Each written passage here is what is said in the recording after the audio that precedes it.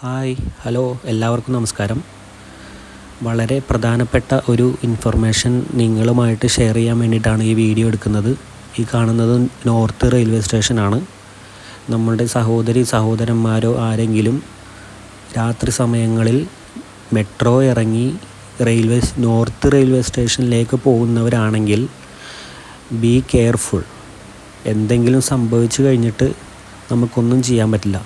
ഈ കാണുന്ന വഴി മെട്രോ ഇറങ്ങി നോർത്ത് റെയിൽവേ സ്റ്റേഷനിലേക്ക് പോകുന്ന റൂട്ടാണ്.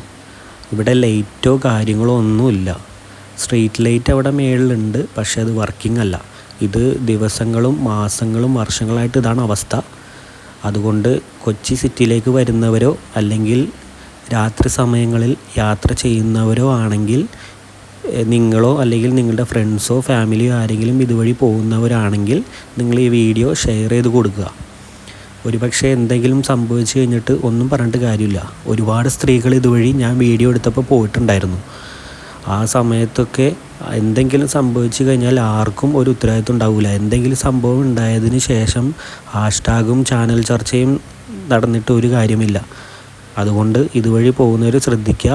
നിങ്ങളുടെ ഫ്രണ്ട്സോ ഫാമിലിയോ ആരെങ്കിലും ഉണ്ടെങ്കിൽ അവർക്കും ഈ വീഡിയോ ഷെയർ ചെയ്ത് കൊടുക്കുക.